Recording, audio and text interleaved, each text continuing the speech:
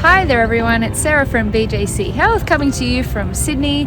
So looking forward to presenting another one of our educational events to all of you.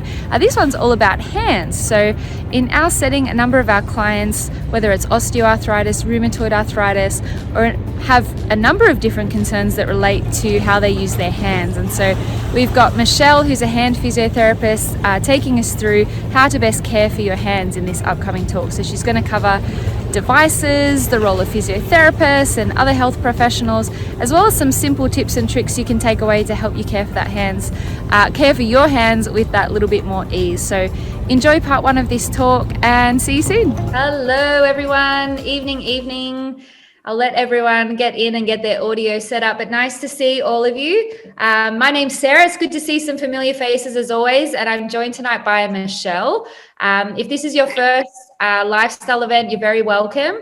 I'll go through just a little bit of housekeeping before we get into the presentation. So you'll notice that typically when you come in, you'll be on mute. And so we do that so that you can hear Michele when she starts speaking really clearly. We'll pause for questions along the way, but we encourage you to use the chat feature to ask your questions or to make any comments, and I'll sort of help keep an eye on that as Michele gets talking. So we do want the sessions to be really interactive. So Michele, of course, has got some slides and has got some information she's excited to share, but we want to make sure that if you have particular questions or things in particular you want to know, there's going to be plenty of opportunity for you to ask your questions. So just use that chat feature. The session's recorded, so again, don't worry if you forget something, you'll be able to access it tomorrow when we upload it, but that's the only reason, so people can watch it at any other time. So tonight's topic, I'm really looking forward to it. We haven't had anything about hands so far since we've been doing these online events, and I think with hand physios, you don't know you need one until you really need one. So my first interaction with a hand physio was with one of Michele's, I guess, most trusted colleague, Ray, and I broke my finger playing hockey, and that was the end of my hockey career. And then I realized how awesome hand physios are when you need to regain your strength and understand how to get the use of your hand back. So Michele's a hand physio. She's been working with BJC for almost a year now, but we've been working together and collaborating for a little bit longer than that. So she's really looking forward to sharing some info with you tonight. It's her first event, so please be nice to her. If you want to know more about hands, it's definitely a topic. I said to Michele, no one else can do this except Michele or Ray. It's such a specialized area. So we're really, again, grateful to have the hand work with us. And Michele will take it away. So enjoy the presentation, everyone. Cool. Well, hi, everyone. My name is Michele. I'm a hand physiotherapist, and I'm just going to be talking about hand injuries and caring for your hand with arthritis. I'm just going to try and share my screen. I think that's what I'm supposed to do, at least.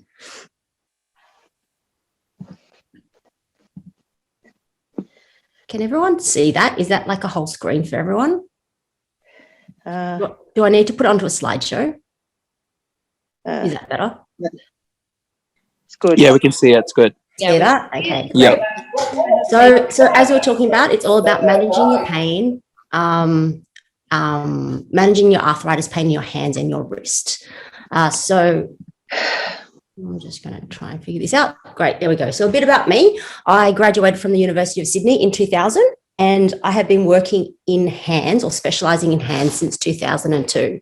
So I started at Royal North Shore, which is one of the biggest hand units in Sydney, and became the lead physio there for a while before I then moved privately and went publicly and went overseas and various other things. So currently I work at BJC as well as doing a lot of work with the Hand Therapy Association. So I'm currently the Deputy Education Officer there. And I'm also a certified and accredited hand therapist, but a bit more about that. So a lot of people want to know what is hand therapy. So I guess it's a subspecialty within physiotherapy and occupational therapy. So you'll find hand therapists around Australia will either be a physiotherapist or an occupational therapist who have then since decided to specialize. Traditionally, the occupational therapist might have made the splints, and then the physiotherapist kind of did the exercises, and, it's kind of merged into a specialty within itself. So there are two main credentialings that people in Australia have, and that is either a certified hand therapist, which is an American certification, or an Australian certification, which is an accredited hand therapist, which essentially just shows that you've demonstrated a lot of advanced level of competency in hand therapy. You've spent lots of hours, so at least 300 hours of advanced upper limb education and assessments. And basically you get awarded the credentialing of an accredited hand therapist. I say this just because there are a lot of physiotherapists out there, and there are a lot of people who say they're hand therapists out there. It's important to get someone who is accredited, just that they have a little bit more experience and knowledge, which is often quite helpful. The other thing to also consider is that if they do make you a splint, a lot of insurance companies will cover a portion of the splint if you are an accredited, or if your therapist is an accredited hand therapist. So just something to, I guess, keep in mind. So before we get started, maybe you guys might want to just write in your comments if you you've come here tonight because you have finger pain, thumb pain, or wrist pain, and what you're kind of interested in learning about. That way it will give me a bit more of an idea as to what everyone kind of is here to listen to. I'll just give you guys a moment. Yeah, if we were tempted to do a poll, it obviously would be a bit easier to do a poll, but we didn't quite get that far tonight. So it's a good chance to get to know how to use chat if you've never used it before. Exactly. And I'll give Michelle a bit of an idea. Some people it's all three. It's wrist, fingers and thumb, all three fingers, all three, wrist from trauma, wrist. I think you're going to have to do all three, Michelle. Do everything. Awesome. Yes, I think so. So thanks everyone. That gives Michelle a bit of an idea. So a lot of the times people always struggle with the hand. Even physiotherapists don't like treating the hand. It's almost a scary area that people don't want to touch. And one of the problems is it's just such a complex area of the body. So there are, in fact, as you can see, there are 27 bones within the hand, and it's such an important part of you. You use it for everything, to enjoy your life, your hobbies, feeding yourself, cooking, cleaning, whatever it happens to be. So, having pain in your hand really limits your function and really your enjoyment in life as well. So what is arthritis? I'm sure most of you guys know what arthritis is, but, in the most easiest terms, it's, wear and tear of the joint. So whether it is from osteoarthritis, which is literally just the wear and tear of your joints, or whether there's a rheumatological reason for that, whether, you've had an injury in the past and that's affected your joint surface and consequently you've developed arthritis down the track. So it can be really debilitating. It can cause all sorts of deformities like the ones you can see in the pictures. So whether it's from the tips of your fingers where they've got arthritis and they're really swollen and they're deviating to the side, or, even more commonly, pain in the base of the thumb. And as you can see there, it's quite typical for someone with quite severe thumb arthritis to develop what we call a bit of a Z deformity in there. So you can see down the bottom, the base of the thumb, it's actually collapsed or subluxed. And then you can see consequently the next joint actually hyperextends or goes backwards. And then obviously the tip is kind of bending forwards. And that's quite a common deformity and something that, we'll see down the track. And we try to minimize that by treating people earlier on to try and avoid this and avoid obviously consequently having surgery. The way I try and explain arthritis, if you look at a typical x-ray, you can kind of see all these joint lines and you can see how they're all nice and even. Doesn't matter which joint you look at, and they're all nice and smooth. So there's nice smooth surfaces. So what you want to imagine in those spaces, it's essentially like a bit of cartilage. Okay. So, when you eat a chicken and, on the edge of it, you've got that white kind of rubbery bit, that's kind of the cartilage. Okay. So what happens is as your joints break down, the cartilage breaks down, and what will happen on x-ray is you don't see those nice spaces anymore. So what you'll see is this, where you can literally see there's no joint spaces through here. You can see joints collapsing, deviating to the side. Does anyone have any questions at the moment, or everyone's happy for me to kind of continue on? I think you're good, Michelle. Good. Okay. Good, so write your questions as they come to you guys. So we'll keep pausing. So if there's anything on your mind, just jot them in the chat now and we can ask them the next time. Michele. Exactly. So I'm pretty happy to keep it pretty dynamic. So if there's any questions along the way, like Sarah said, just write them down, and I'm pretty happy for her to interrupt me during the talk. Okay. So the way I try and explain pain in terms of arthritis, the simplest way to explain it is there's this cycle. So it doesn't matter which part of the cycle you'll start, but often it'll be just something small, like you might have decided to do a bit of extra gardening. You might have, cleaned the oven. You might have moved house. It might have just done something really small, and it caused a little bit of joint irritation, and that inflames the joint and causes some joint pain. And then you get on with your everyday life. And because you haven't rested, you do a bit more movement. And so that irritates the joints a bit more. It causes a little bit more inflammation, causes a bit more joint pain, and you just keep going through that cycle. So what you'll find is a lot of people have arthritis, but the question is how inflamed they are or how irritated they are. And obviously most people, when they come to see us, or whether you go to see your GP or rheumatologist, it's usually because it's an acute exacerbation of your arthritis, as opposed to you having just this constant pain all the time. Okay. So what you'll find is your pain comes and goes in waves. So the idea behind management in terms of this pain is we're just trying to break this cycle. Okay. And there's really three main ways that we can break the cycle. So basically there's conservative management, which is stuff that you and I can basically do. We can assess. So they're things like splinting, using heat and ice, massage, exercise, and activity modification. Then obviously you've got things like medical management. So, seeing your GP or your rheumatologist about your oral medications, steroids, and then obviously the third step would be surgery. So things like fusions and joint replacements. So conservative management. So one of the big things that we often do with people with pain in their hands is we give people a splint. A lot of people go and buy an off-the-shelf splint, but what you'll find is often it won't fit particularly well, or it will immobilize too many joints, or you end up wearing it for a really long period of time.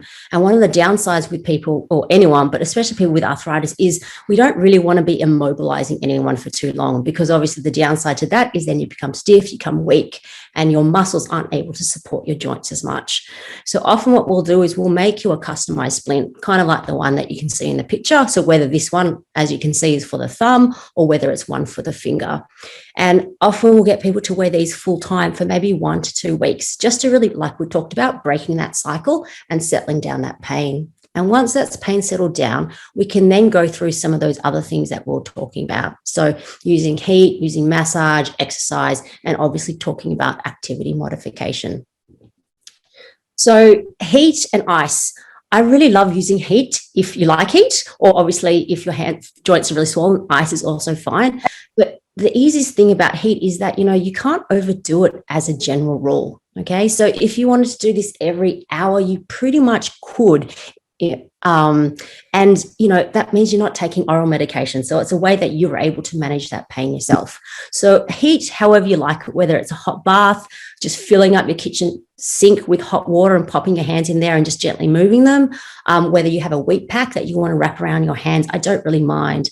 Obviously, things that you want to be mindful of is if it is an acute exacerbation, so it has been the first 24 to 48 hours, you probably do want to be using some ice if that's not making it worse, and obviously having some Panadol and Nurofen or whatever you're normally used to having as well. So I am very encouraging of people using heat often to help to manage their pain, as well as just using some gentle massaging. So whether that is just, using some Voltaren cream, some anti-inflammatory cream, I don't really mind. But again, it's just about just getting all the blood flowing, getting everything moving again.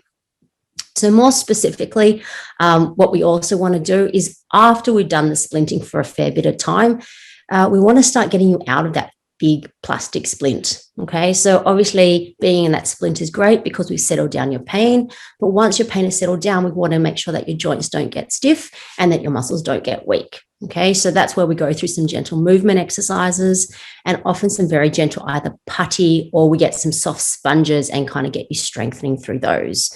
Strengthening for people with, arthritis, it's probably different, and I'm sure Sarah's kind of been through this with you guys.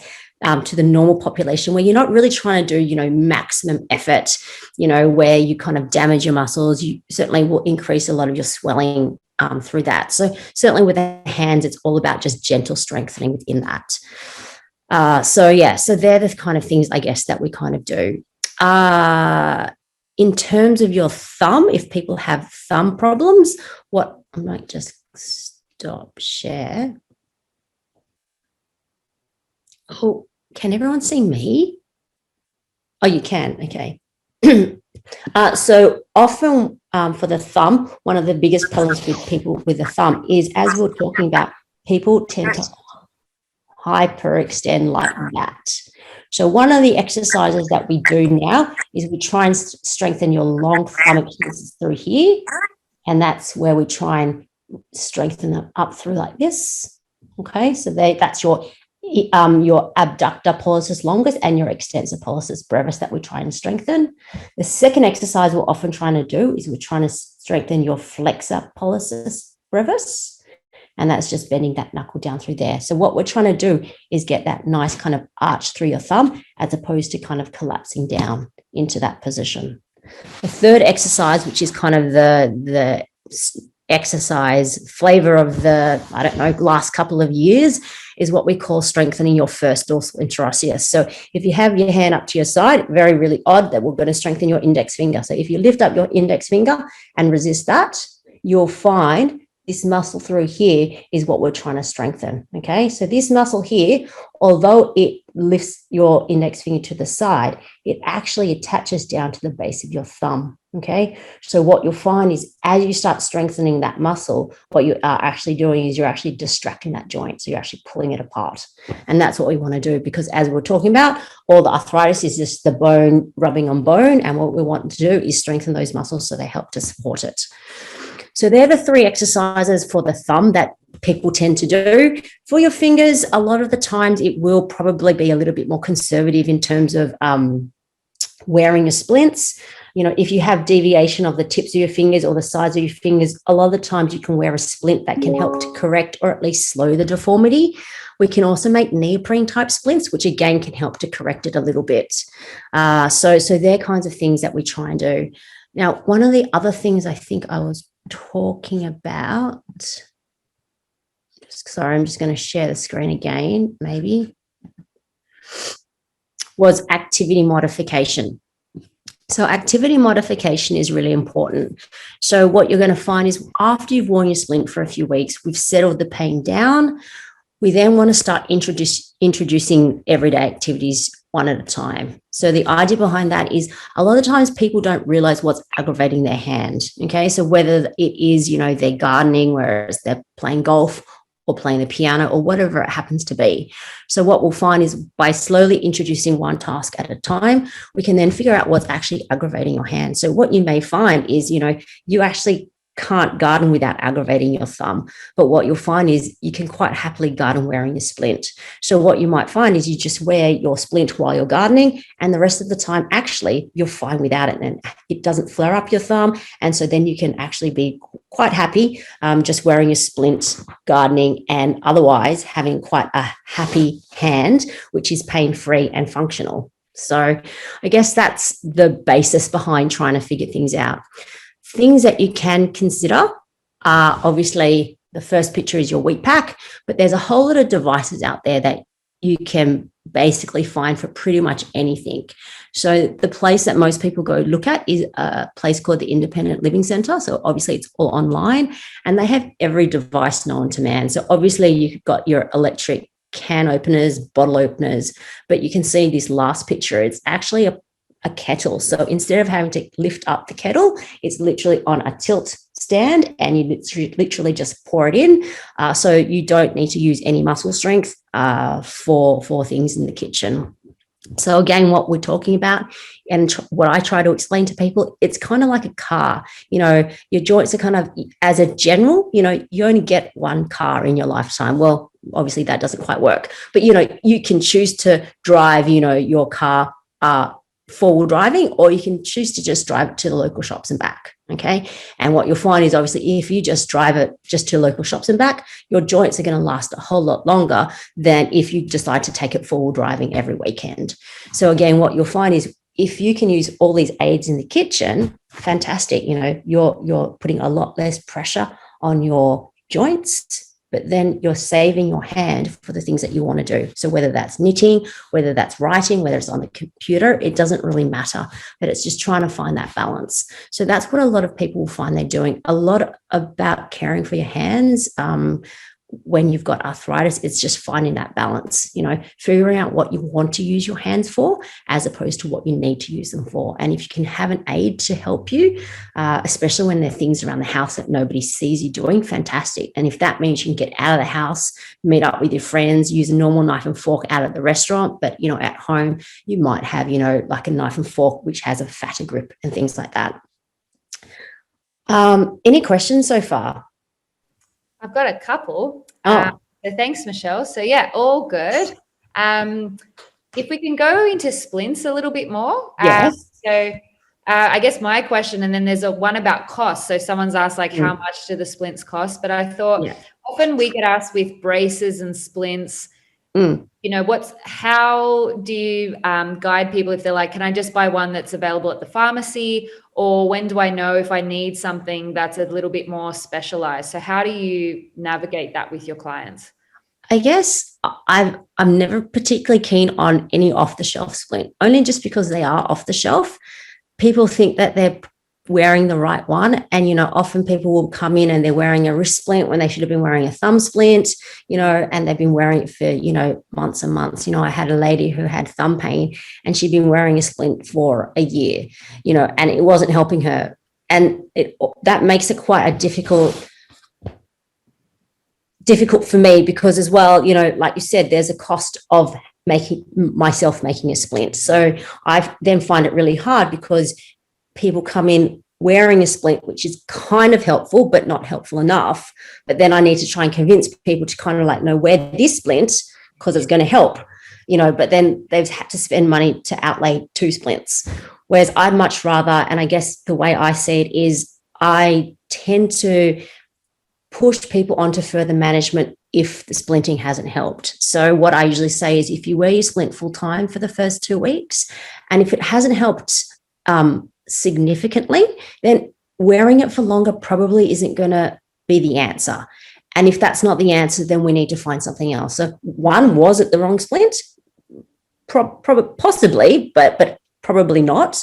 But 2, if the splinting isn't helping, then maybe we need something else. So whether that's medications, whether it's an injection. So it's really it really helps us kind of guide you as to how fast we need to kind of progress you down that path of kind of conservative to surgical management. So yeah, that's, I guess, what I tend to do. In terms of costs, I don't know off the top of my head, to be quite honest. I think, you know, like a little finger splint doesn't cost anything. I mean, you'd be lucky for it to cost maybe $15, I think. In terms of a hand, a lot of it is determined by the size of the plastic. So a lot of places you can actually call up practices and find out how much a splint is going to cost beforehand. So a lot of the times people will charge you by a hand-based splint, so one that stops at the wrist, or whether it's a forearm-based splint. So like the one in the picture here, which is probably a little bit more expensive. I would imagine it's probably, I'm going to say like about $80 off the top of my head, plus the consult fee. Like I said, saying that if you have private health insurance, you can get a fair bit of that off. So again, you can speak to your health fund as to how much they will cover in terms of your orthoses. So that's what you want to call it. So it's an orthosis. So it's the same things. If you are covered for orthotics by a podiatrist, then you'd be covered for one of our splints. Cool. Well, that's great. Thank you. And so with people that present to you with arthritis, it's really good that you've said, 2 weeks. I think that's really good for people to know, like, if in 2 weeks you're not feeling a lot better or a decent change, then, you might need to consider. What percentage of people that see you would you recommend splinting straight up as one of the first things that you do as part of management? Is it a big Sorry, can you repeat that? Sorry, I lost you halfway through that. Okay. When it comes to splinting for people with arthritis, is it a big percentage of people that you would recommend going to a splint early? I was just thinking, like, is it really common for people with arthritis, or is it something you wait till a bit later and you'd rather try exercise first? Usually people present to physios because they're in pain. So as a general, most people might have had thumb pain for a really long time, but they've probably had an acute exacerbation of it. So usually because of that, a lot of the times they will probably have a splint. Saying that, sometimes the rheumatologists or GPs will send people over just because they've been recently diagnosed, and a lot of the times all they want is some information as to what they can do. And like I said, in that situation, then yes, it would be more about giving them exercises, talking to them about activity modification and all those things, and also telling them at a point, when is it a good time to kind of start thinking about splints, and do they need to have a splint?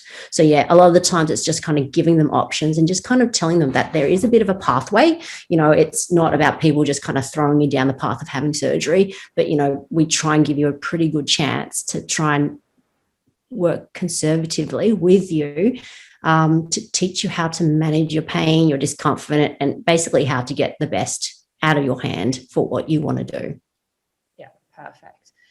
Meredith's asked specifically about magnesium cream, but then maybe you can also comment on what you think generally about, there's all sorts of different creams out there. So are there any that you recommend, or how do you talk to clients about the different creams that might be helpful? For me, from what I've read, there's no real strong evidence about any cream being the magical cream for everyone. It's kind of a little bit about scars. Some people swear by bio oil or vitamin E oil. Same thing. I think magnesium, people have it orally. I think that's helped with muscle cramps, but I certainly don't know enough about the magnesium creams in terms of the pain. For me, I'm not particularly worried about what cream people use. I like to use one that's called anti-inflam, but mostly I like it because it doesn't smell like menthol. So, obviously all the deep heats and stuff, they're obviously quite on your nose. So if you're wearing it all the time or you're around other people don't really find it particularly pleasant. So the one that I use, it's got peppermint, it's got arnica and stuff like that. So it's quite a herbal kind of one as opposed to anything else. But yeah, as I said, I don't tend to recommend one over another. I'm happy with Voltaren cream, whatever you've got. There's a Physio cream brand, I think, as well. So yeah, as I said, I'm reasonably happy with any. Beautiful. And I should have mentioned this at the start of tonight, but I think something we found really helpful in these events, that any of you, if you've got a recommendation that you're happy to share with the group, you can also put it in the chat. So Michele obviously will give us her opinion, but again, there might be things that you've tried that you think are really helpful. And I think people definitely benefit from hearing from everyone on the call, not just the people facilitating. So please drop things in that you found helpful for your own hands. I think there's a couple more questions, but they're quite specific, Michele. So there's a couple of questions. So I don't know if you want to keep going with Prezo, we can tackle them. There's a couple on de Quervains. Yeah, we can talk about them now. That's okay. Ganglion cysts. So again, it's hard for Michele to give, and as in all these talks, we can't give you really specialized, individualized advice. So Michele will be trying to keep her information quite broad, but we'll make sure you get her details. So if you want to consult with her or then go into more personal sort of management, then she'd be happy to do that. Yeah. But maybe if we go, how do you tackle veins? Yeah, that's very good. Okay. I wonder if I have a pen. He's looking for a hand. I don't think everyone has one of those lying around. Yes.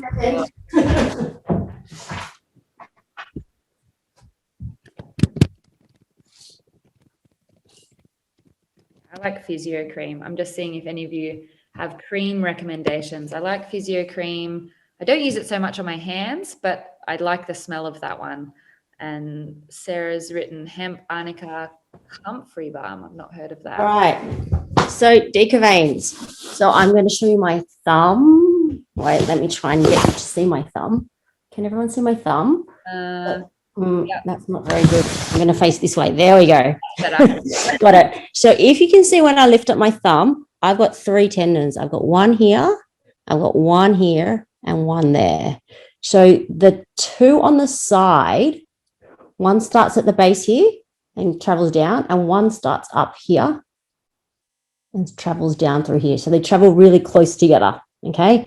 And more specifically, they live in a tunnel just here. So that's essentially, you normally will have pain just there if you have deep Quervains. And normally if you do this kind of action, if you lift up your thumb and resist it, it's usually quite sore. Okay. So if you do have that, normally what we would recommend would be to try splinting. And I would pretty much try for 2 weeks. Okay. I'd probably do some, resting, some ice, maybe some stretches, maybe some massaging, and just see how it's going from there. And hopefully it settles significantly. So then we can just start getting you out of the splint.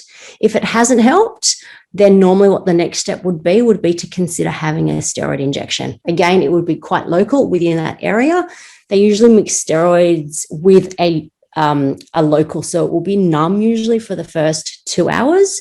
And then after that, it will often be more sore for about 2 to 3 days. Okay, so just be mindful of that. It's usually fine. And then after that, it has a pretty good active effect for the next 6 weeks or so.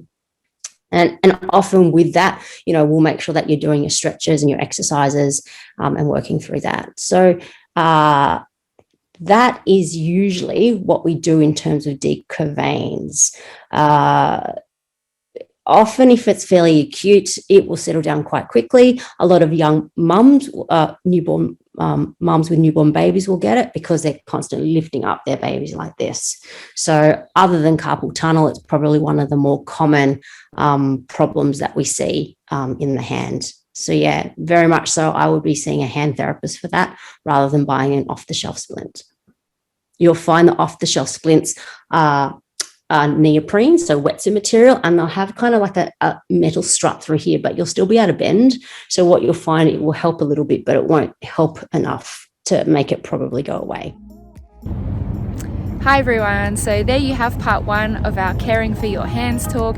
If you'd like to continue watching the presentation, then please sign up for BJC Connect. It's free, where you can access part 2 of tonight's presentation, as well as all other sort of presentations and events that we run. So hopefully you'll find BJC Connect useful.